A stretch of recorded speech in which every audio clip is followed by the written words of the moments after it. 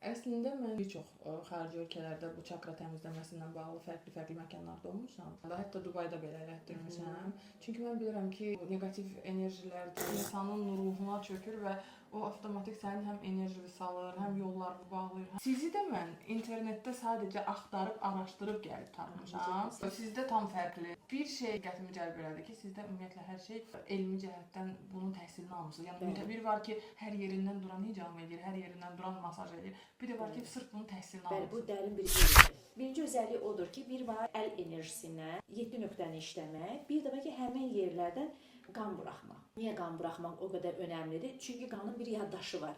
Biz həmin yaddaşı olan bir mayyəni bədəndən xaric eləyəndə, təbii ki, burada neqativ yüklərdən söhbət edir.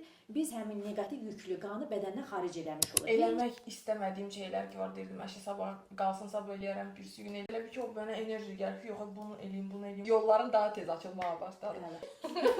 Enerjisi də budur.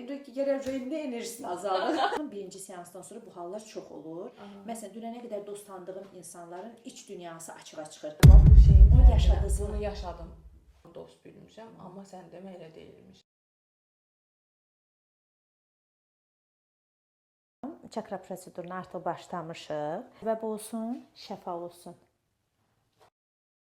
Hər qoxunun özünə görə öz frekansı var. Sırf təmizlənmədə gül qoxusu çox önəmlidir. Prosedurumuzu bitirdik. Xafakan prosedurdan sonra elə sakitdir. Enerjisi də burada.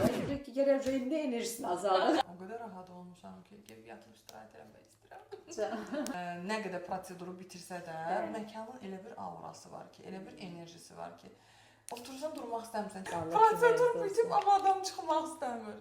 Baxın.